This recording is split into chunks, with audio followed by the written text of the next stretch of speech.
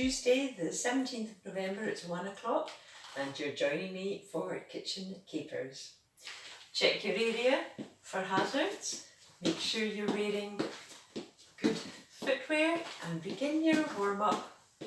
Know what you're up to now, and make this warm-up anything you want it to be, just to get your circulation going and your heart going just a little bit faster. It's not much, it's just to warm us up so that we move with a bit more safety. You might bring your arms in. You might decide that you're going to do some arm swaying. You might decide you're going to do some hip swaying. It doesn't matter what you do, just get your movement going. And it's the same if you're sitting, just get that movement going. And to entertain yourself while you're doing your warm-up, you might have some music on. Anything that just encourages you to move. And the wonderful thing is that once you've done your warm-up, you are just so ready to do some more movement. So always make your warm-up something that you would like to do, that your body feels it wants to do, so that you're setting yourself for moving more. Now, I'm not going to prolong this today because you know what you're doing. So when you're ready, come back into your neutral position and just give some focus to your posture. Remember, if you're sitting, you're on the front third of your chair. This helps you to stay more upright. Breathe deeply. Make sure you're drawing your stomach in, your spine is long, your neck is long, your chin is tucked, and it's the same if you're standing. Just get into that lovely neutral position. Our first move today is going to be trunk twists. You remember, this is another one of my favourites. So to begin this today, you take one arm behind you, you cross the other hand over to the opposite leg, and you look over your shoulder, and you get this delicious sense of movement in your upper spine, and also actually your neck.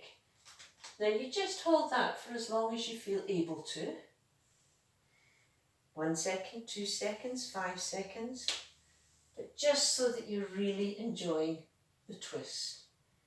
Again, over time, that range of movement will increase, and you'll find yourself slipping into it much more easily. Remember, if you're sitting, it can help to hold the back of your chair when you're doing this. Cross your hand over to the opposite leg and look over your shoulder. Now I just want to remind everyone, please, to not let the shoulders ride up for this, to make sure your shoulders stay down. Come back into your central position and then repeat on the other side. Oh, it's a glorious move, especially if you've been sitting for a while, or if you've been hunched over a computer or hunched over a book when you've been reading a book, anything really, just to feel that lovely manipulation happening in your upper spine can be such a relief. Just take a moment to enjoy how that feels now. Oh, and to lengthen out.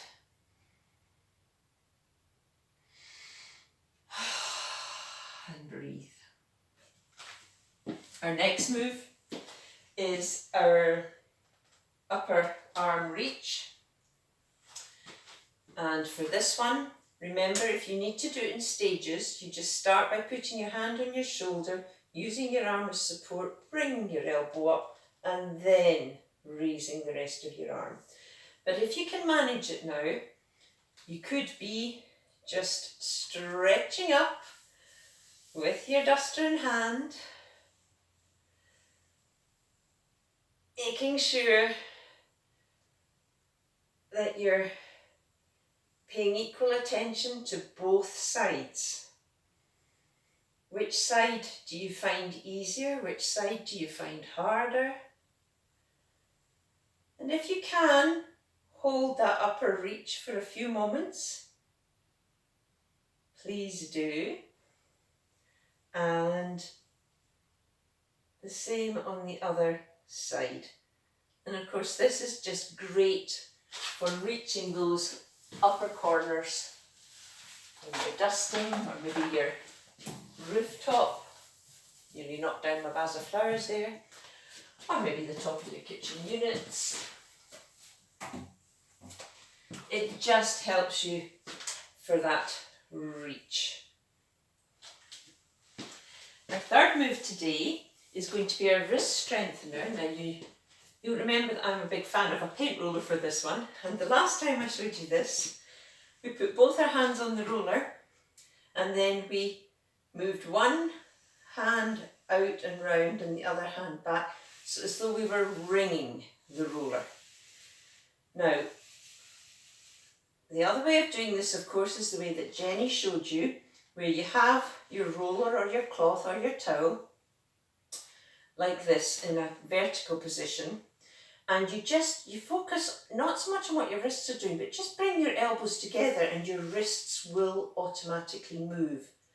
And in this case, I actually also feel a stretch in my upper arm. So actually this is perhaps a stronger move. So maybe more helpful for building up the strength of those wrists. And remember, folks, to alternate which hand goes on top, because there is a difference to the feel in each wrist when you're doing that.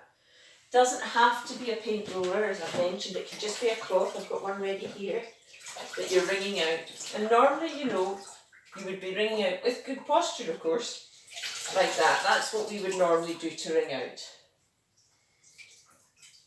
So just try the move that I've just shown you, where you're focusing on bringing your elbows together, and notice how much stronger that is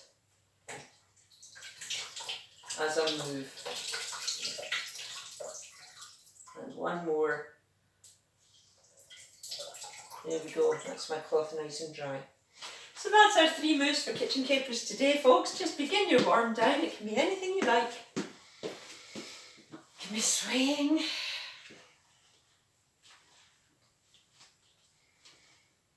Arms in. Anything that you feel like doing. Moving a little bit. Doing a little heel kick there. Doing a march or a leg raise. Just so long as it's nice and gentle, because this is, after all, your cool down. While you're doing that, I'm just going to remind you that our telephone health and wellbeing friendship circles will start in December, running through to the end of January. A little bit break for Christmas. And to register for those, folks, you want to be calling our switchboard on 0333 323 2400. 0333 323 2400. And what we'll do is we'll get a note of your name and your contact, and we'll give you a wee call and give you more information as you need it, and how you can join in with these groups, these friendship groups, to really just help us all keep moving during these winter months. Thank you for joining me this lunchtime. Take care, everyone. Bye-bye now.